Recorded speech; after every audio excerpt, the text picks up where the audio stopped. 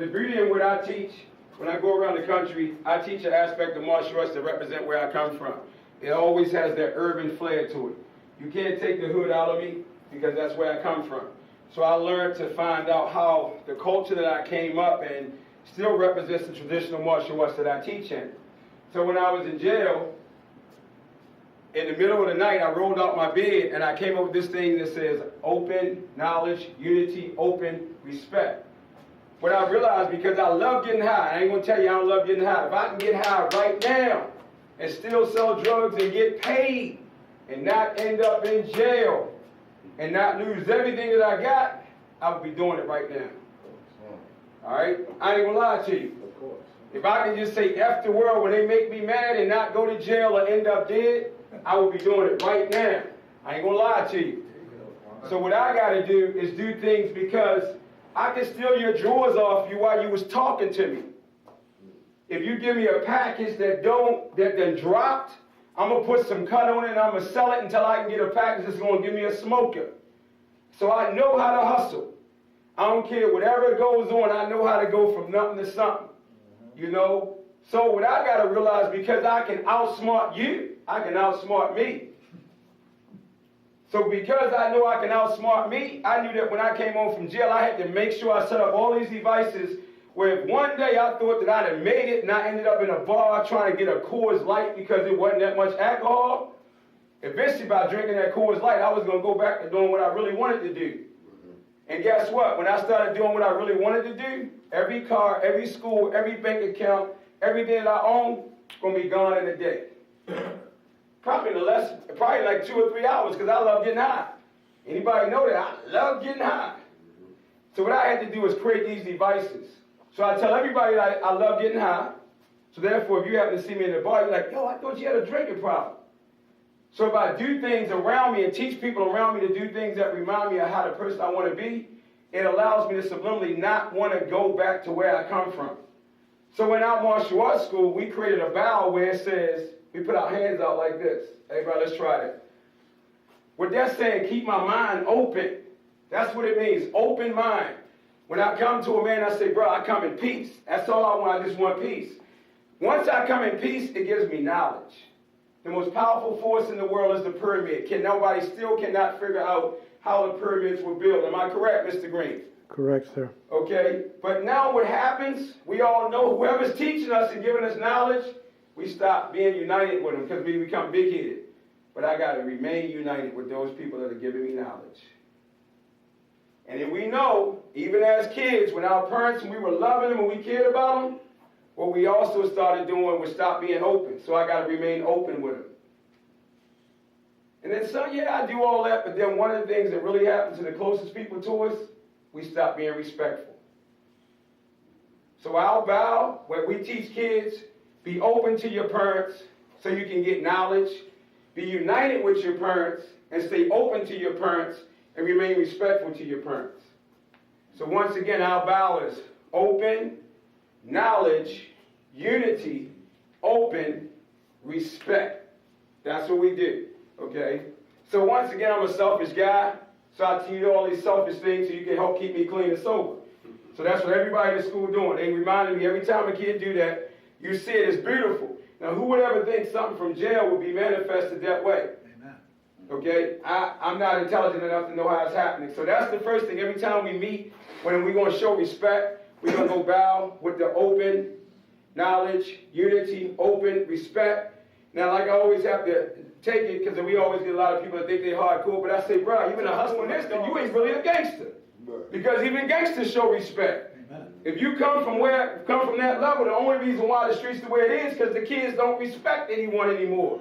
Yeah. But when you get them in a situation, you say, shorty, you don't want to go where I've been, so stop fronting. Guess what he do? He's like, yeah, all right, man, I get you. But then guess what he do? Next time you walk in that room, you go, what's up? You ain't even got to say nothing. How many of us walk down the street and we look at each other and we can't really look at each other as men, but we like, right? Isn't that it? That's an acknowledgement to say, I respect you. Right. I probably can't say nothing to you, but I respect you. So these are the things that I need to put together, that we try to put together, that I want us to relate to, because we are warriors. That's what warriors do. We got to find a way to adapt what we already doing. Because even though whatever we doing that we thought people said was negative, some of it was built on strong foundations. How can we align it with God's foundations? Are we good with that? Yeah. All right? So we already got our respect. Once that's gone, there's no more relationship. I got to respect you, respect me, and when that's gone, we have nothing. Nothing. And that's what we got to show our kids. I don't want my son to like me. He's not my friend. I want him to respect me, and when I go astray to shoot being that example for him, he already know, cut me off. Cut me off. Because if you don't cut me off, but when you cut me off, it's going to make me want to seek that respect again. So I'm going to have to change back to that. Anybody that don't carry themselves in a respectful manner don't deserve respect. You got to work to earn that. You can't buy that. Your age don't make you that. Your struggle don't make you that. Your day-to-day example makes you that. So even when we right here, when a kid walks in, don't yawn without covering your mouth. Because as a kid wonder, well, why that kid just punched me in my mouth, mommy? He bullying me. No. You was in that lunch line, you just opened your mouth without covering your mouth, and that kid like, wow, yo, what you doing yawning in my face? Because my mom and dad said, every time you great yawn, cover your mouth. Every time you stand and you talk, let somebody stand in a respectful manner. And these guys will attest to it. You will never see me teach a class where I teach a class with my hands in my pocket. Or I do this. Or I do this. I always teach a class in a humble manner where we can all be equal. Because I'm no better than you. So I think when we work together, you ain't going to have to worry about that with me. But I think that's the first thing if we do as men, just become conscious of what energies we putting out. That's a hard job. Even what we saying. I know somebody said 100. I'm going to tell you a little thing about 100. My son said, keep it 100. I say, keep it 110. Because we as human beings, we strive for 100% because we are human. We only get 90. But if I strive for 110, I'm going to make up for that extra 10 and I'm going to get 100. See, we human beings.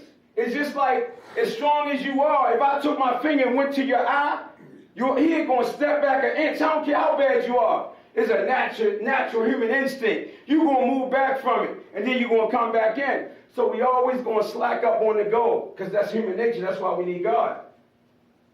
So if we extend beyond our own goals and intellects and what we think we can do, God's going to give us more. That's what I believe. I mean, what you guys think? Yeah. Okay. So we got our bow. We understand that we got to check ourselves. And y'all know the old song, before we wreck ourselves.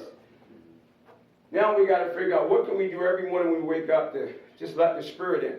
So everybody, step your legs out a little bit. Bring your feet back in. Y'all can step forward. You don't have to you can open up. You got all this floor, man. Let's get to know each other. There you go. All right. So we're going to put our feet together. And what we're going to do is step out with our right foot and make a half moon. And then sit down and sit our heels down into the ground. Let's bring our feet back in. Let's step back out again. And then we're going to sit down. Let's bring it back in. Something just stressed us out. We found a little corner, so nobody knows what's going on, and we're just trying to create some movement. We're going to breathe in and then out when we come out. Come back in, breathe out. Breathe in, breathe out. Breathe in, breathe out. And now sit. And what I want you to do, I want you to think about sitting your heels down into the floor. Create a rock solid position. Now breathe in through your nose. Bring your hands all the way up and breathe out through your mouth.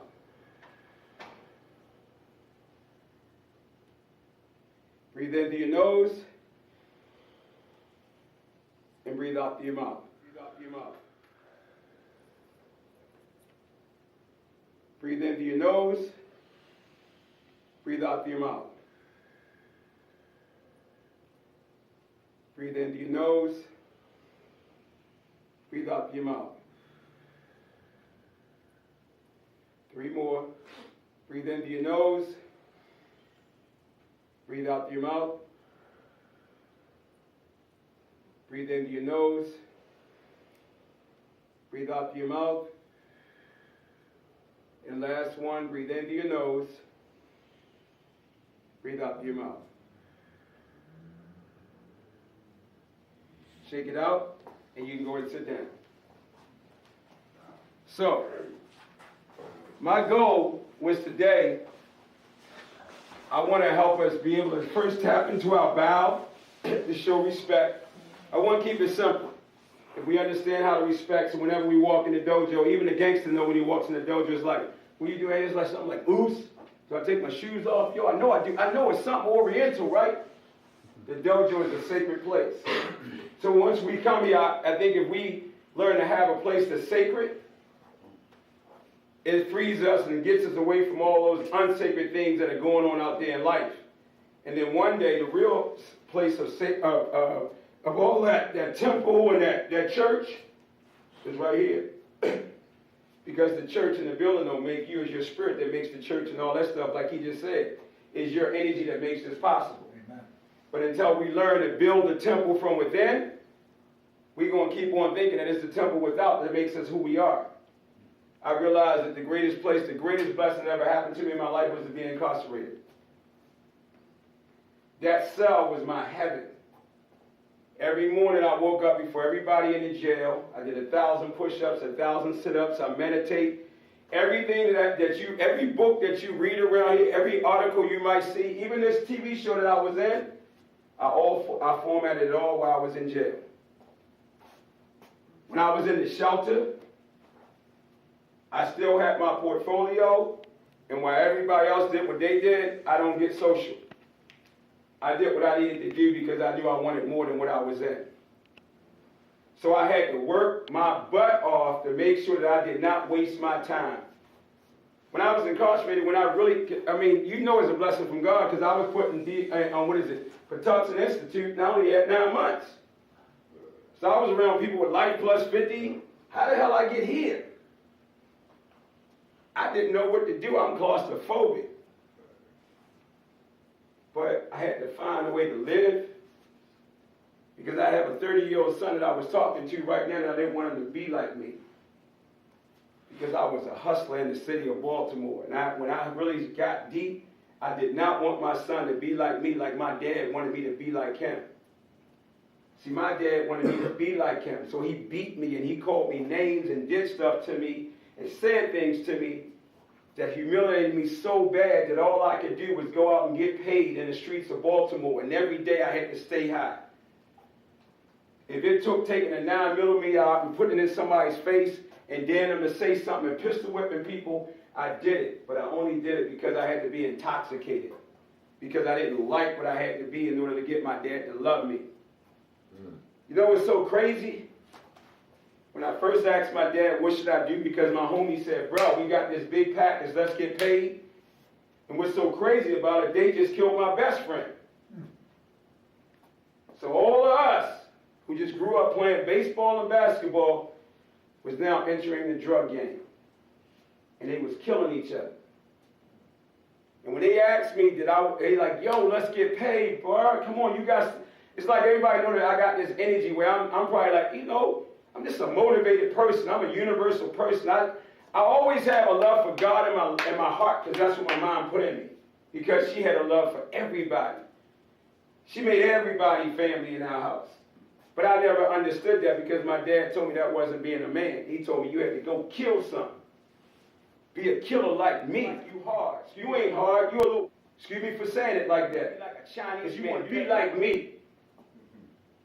And it cursed me.